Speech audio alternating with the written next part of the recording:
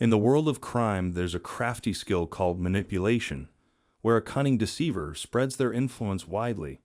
But the question remains, how much power does one truly need to control another's life, all in the pursuit of satisfying their obsessive thirst for authority?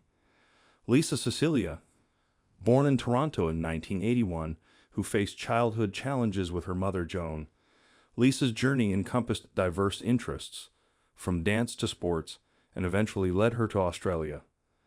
There she entered a complex relationship with Simon Katana, a man marked by a troubled past. This tale delves into the intricate web of manipulation and control that ensnared Lisa, ultimately leading to a tragic outcome. Hi, and welcome back to our channel. If you are new here, please consider subscribing, as it helps us motivate to create more intriguing content for you. Before we move forward, as a token of our appreciation for your support, we're giving away free ebooks. Check out the video description below for a treasure of knowledge waiting just for you. Now back to the video. Let's have a look at the most horrible case of Lisa Harnum. Lisa's early life had its difficulties. Her mother, Joan, took on the responsibility of raising Lisa and her brother on her own because they never knew who their father was. From an early age, Lisa exhibited a sharp intellect that promised a bright future. Her mother admired her daughter's innate wisdom. Lisa was a multifaceted individual, with interests ranging from music to dance and even soccer and karate. Her camaraderie with her brother Jason was forged in the fires of siblinghood, and together they embarked on these early adventures. Lisa did ballet and jazz and competed all over the country, but things were not always good in her life. People picked on her at school because she was too nice. Lisa was diagnosed with anorexia and experienced a great deal of pain during her time in the hospital.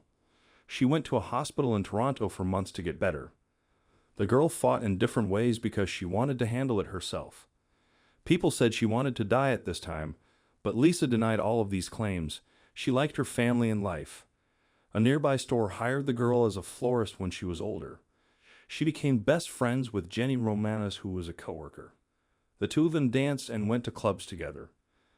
It was her mother that the girl talked to about everything more than her friends. Throughout her entire life, Lisa witnessed her mother's unwavering struggle to ensure their well-being and safety. This helped her family understand her personal life better, which was hard. Lisa liked going out with older guys. That made her feel safe because she thought older people were smarter and more responsible. She took a big step in January 2005. She left for Australia from Toronto. She thought the choice was tough and exciting. She is interested in what it would be like to move to a different area and learn about life there. She also wanted to live somewhere warmer than Canada. Her family agreed with her choice. Lisa became surer of herself and her skills with the help of her mother. The girl was determined and sure of herself, and her family was always there for her. When she got there, she stayed there for months. Lisa moved to this country and made everything official because she loved it. Before her visa ran out, she worked for a year. Lisa had to become a member of the new country in order to work and stay there. She got a job with Sydney Cosmetics in May 2006. Lisa quickly began dating a guy coworker who was 20 years old. In 2006, they did a lot of traveling and went to Bali and Venice. Lisa told her family about her boyfriend after they had been together for a while. Her family members liked her choice, and they kept dating. He was nice to Lisa and acknowledged her. The couple broke up after the proposal. Everyone was amazed at how well they seemed to fit together. Lisa gave many reasons for her choice, but the biggest one was that they were 20 years apart in age. Lisa dated guys 10 years older than her. The Australian Hairdressing College in Sydney hired Lisa as a hairdresser in 2009. She had a great time learning how to do hair and makeup, and she loved her new job. At that point, Lisa started going out with an older man. She avoided him after finding out he was married, which shocked her. Her mother went to Australia to spend Christmas with her daughter and backed her choice to break up with the married man.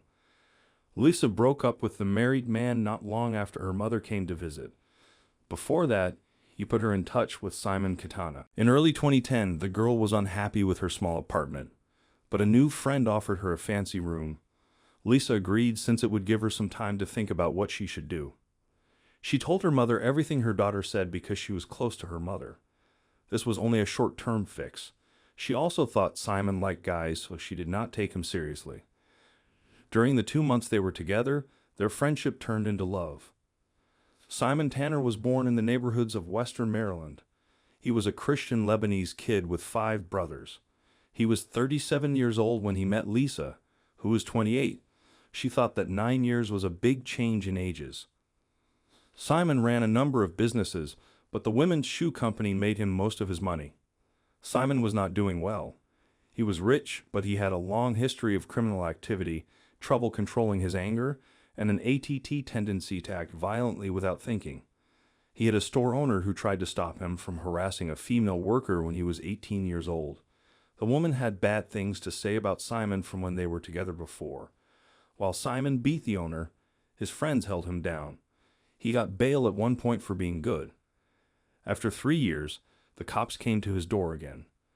They charged him with theft after checking his car and finding 2 gold rings, a cell phone, a video camera, a car, a stereo, and a TV. There was a fight when the cops tried to arrest Simon because he said these things belonged to a neighbor 2 homes away. He bit off 20% of an officer's ear during the fight. After pleading guilty to several crimes, he got a 2-year sentence, even though the prosecutor wanted a harsher one. However, religion played a role in the trials. A priest said that Simon's turn to Christianity put him on the path to redemption, and that this should lead to his release from prison. Even though it did not make sense, this approach worked. Simon went into seclusion for 18 months and prayed every morning at 7 a.m. He did this in a monastery, not a jail. After this strange sentence, the monks in the area said Simon was no longer a danger to society and set him free. He went back to Sydney, but by 2000 he was caught again, this time for selling drugs that were illegal. His 2 years in jail were for having 52 strong illegal drugs in his Porsche. After he got out of jail, he seemed to change. His shoe business did well and made him money. He met Lisa at this time, and their relationship took off. The girl told her mother with joy. Simon was in great shape and friendly, and they looked great at the gym. Simon told Lisa she should quit her job before her birthday. He thought she deserved a better job than working in a beauty salon, and he even made a scandal at her job to get her to quit. People who hide an unhealthy love for someone else often do this. In September 2010, they moved into a fancy new apartment with a view of Hyde Park. The new apartment cost more than $2 million. Simon showered her with gifts and started killing off her friends and other people she knew.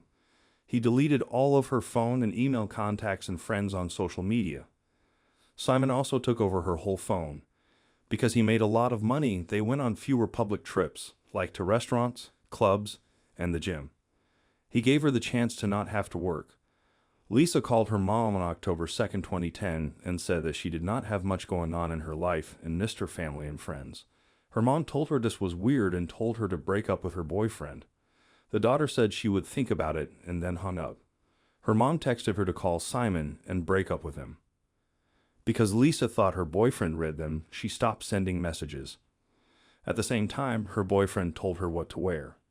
It was hot, so he told her not to wear anything bright or dressy. He then got her a black closed-toed outfit.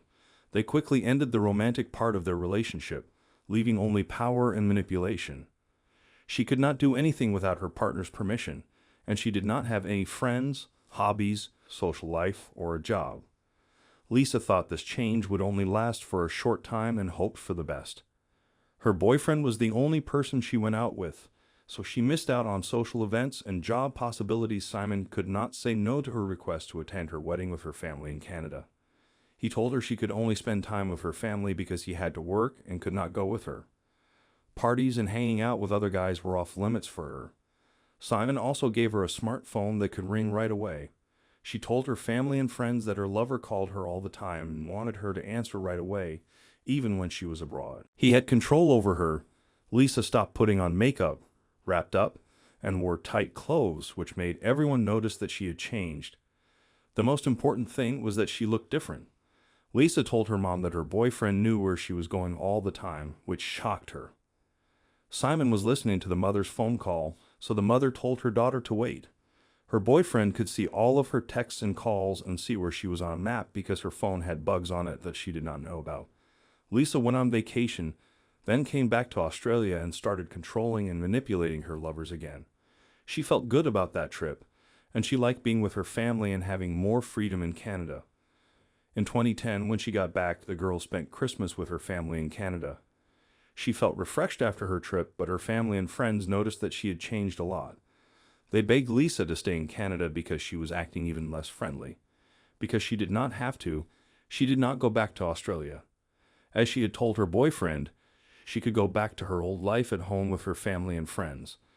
Lisa picked Simon and went back to him. The couple recorded their daily lives on a video notebook that they never shared with anyone else. The first one was on June 10, 2011. After 6 months, the girl and Simon had a serious talk before bed that was caught on tape. Lisa tried to tell him she was not happy, but he quietly ignored her claims of physical abuse and lying. They had fun together and cared about each other, but Simon's controlling behavior made their relationship seem less stable. In an upscale restaurant, a video was recorded just before Lisa's 30th birthday. The attendees were exclusively from her boyfriend's group of friends. Lisa seemed humble, and she said a few words to thank Simon. Despite many thinking her tears indicated sadness rather than joy, she accepted the proposal from the shady man at the party. Simon was in charge of everything, even stopping her friends and family from congratulating her. Lisa was mad that everyone had forgotten about her, even her mother and her brother. Her family members told her they did not like her marriage to him, but Lisa was hurt that no one wished her a happy birthday, so she thought they were ignoring her. It was a bit of work to make her believe that her friends and family had congratulated her all along, as all the text messages had somehow disappeared. Lisa eventually relented and officially ended her relationship with Simon, although she had previously parted ways with him. She intended to live and work in Australia. Simon had scared her by saying he would send her back to Canada if she left him. Lisa stayed in this relationship so she could become a citizen, get her life back on track, and then leave. Her family did not agree with her choice, but they could not make her change her mind. Because she did not know how dangerous things were, she should have left the man. Over 3 weeks, things got worse, and she was about to have a mental breakdown. He took her to rehab and said it was because of an injury she got while dancing. The female physiotherapist was also a psychologist. The woman quickly understood Lisa's position and told her she should talk to her about her relationship with her lover. Lisa told him that she had been in a bad relationship with a controlling man for 15 months, during which he kept her alone and made all of her choices. She asked her boyfriend when they could start making plans. He got right to the point because he wanted to make all the choices himself right away. The counselor helped her because of this. Lisa and Simon went to physical therapy together, but Lisa ended up going to therapy instead. She got tips on how to deal with the situation, including what could go wrong and what could be dangerous. Lisa slowly moved her things out of her boyfriend's house with the help of her mentor. She did it quietly, taking a few things at a time so that he would not notice her leaving. Worried thoughts crossed Jane's mind about her daughter's safety, causing her great anxiety. Jane attempted to alert her daughter promptly, but when she called, the girl did not respond. Jane had to tell her boss and work out a plan with her coworkers. It could take a few days. Lisa agreed to wait, but she had no idea that her life was in danger.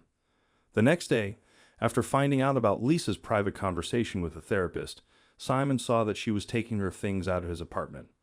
The man who had treated her like his property was going to lose her.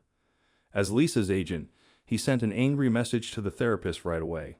The therapist quickly figured out who sent the message. It was clear that the truth was coming out and that he was running out of time because of this manipulator's behavior. Lisa saw that no matter how hard she tried to hide it, Simon seemed to know everything she did. It looked like he was keeping an eye on everything. While she was looking around the apartment, she found an app on her boyfriend's computer that was following her phone around and recording calls and texts. She told Simon that she was leaving him because she had plans to go back to Canada with her mother the next day. Lisa hid in the closet of her apartment on July 30th, 2011, with all of her things in her suitcase, just in case she forgot. She called her mom, but her voice was shaking with fear, so she could not tell her how excited she was. She left a voice message telling her mother and brother how much she loved them. She knew she did not have much time to tell everyone what was going on. She made sure that her mother told the therapist she had been seeing for weeks about her plan to get away from the abuser if anything happened to her. She gave all the contact information and made sure it was correct. She said she would call soon. Simon tried to get into his home computer right before he left. He stayed cool when he found out that Lisa had changed the account password. He had taken advantage of her trust too much. She told him she was ready to go to Canada and had already packed and booked a flight. Simon became very angry. Lisa ran to the front door with her bags, but Simon caught her, put his hand over her mouth to stop her from calling for help, and then took her away against her will. Hidden cameras in the flat caught the moment. Lisa got to the ground below the apartment windows in just 69 seconds. She went down from the 15th floor. Someone who happened to be a surgeon tried to do CPR, but it was too late. Later, experts said it was very unlikely that someone would survive such a fall. But what happened in the flat that made Lisa trip and fall on the sidewalk? People who were there said they heard a scream from above right before Lisa fell. Simon was standing on the balcony of the 15th floor without a shirt on and carrying something big and dark above his head. He then threw it down. They knew Simon was the one who threw her off the balcony.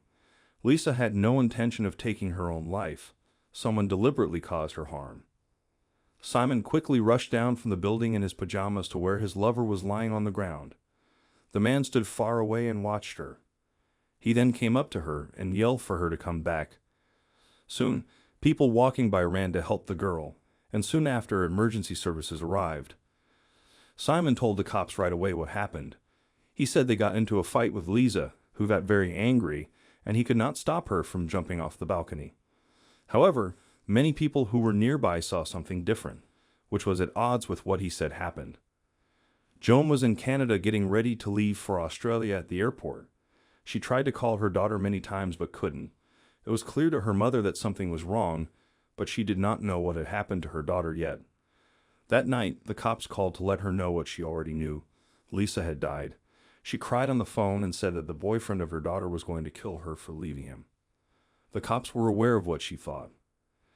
Detectives found software and an app on Simon's computer that let him watch Lisa's phone and control the cameras in the apartment. The level of control he had shocked them. After that, Simon was caught and charged with killing Lisa. Before the trial, the media talked a lot about the high-profile case. Simon got a new girlfriend named Rachel Louise. She stood up for her partner because she thought he was innocent. She argued that Simon, being of shorter appearance, wouldn't have had the physical capability to lift Lisa above his head and toss her off the balcony. She thought it was impossible. The mother and brother of Lisa went to the trial. The defense team thought about different possible outcomes, such as the 69 seconds that were not caught on video. They said Simon did not hurt his girlfriend physically, but he did stop her in the hallway so that neighbors would not hear their heated fight. When he got her inside, he tried to calm her down. Lisa was sitting on the couch while Simon made tea in the kitchen. On the other hand, Lisa jumped off the couch quickly, ran to the balcony, and jumped over the railing. Lisa ran away from Simon, who tried to stop her. People below saw what happened, but it was hard to make out the details because they were so high up. The defense said that people on the street did not hear screams or see a fight, which is what you would expect in a murder case. Simon said he was sorry for being possessive and jealous, and he said that he often told Lisa she was dressed inappropriately.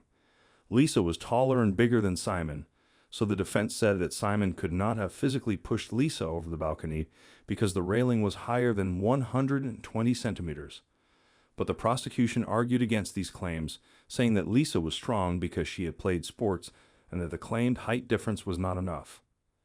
The prosecution used proof that Simon had almost complete power over Lisa, including accounts from the victim's family and friends. Others, including the girl's counselor, said that Simon had kept her mostly to herself. The prosecution said Simon may have choked Lisa until she passed out during the argument. This would have made it easier to throw her off the balcony when she was limp and could not fight back or scream. Lisa's body was now just empty weight, which made it hard to throw her over the wall, which Simon might have done in a fit of rage. According to the forensic examination, the victim had several injuries, including broken ribs and legs. There was also a torn note on her dress that mentioned the underground cameras in the flat. This made the hidden camera and videotape extremely quickly come to light, showing Simon blocking her escape. The government said Lisa could not have jumped off the balcony without leaving any marks on the fence because she would have had to lean on it to get over. The fact that her fingerprints were not on the fence suggested that she had not touched it. In their defense, the prosecution said that Lisa might have erased any evidence before she fell, which is why there were no distinctive marks. But experts said these reports were not true. They found Simon not guilty of killing Lisa on purpose in November 2013. After serving 26 years in jail, he may be eligible for parole after 18 years. In 2030, he can first ask for release. Throughout the verdict announcement, the defendant showed no expression. The judge had to leave the courtroom because his new girlfriend yelled at her.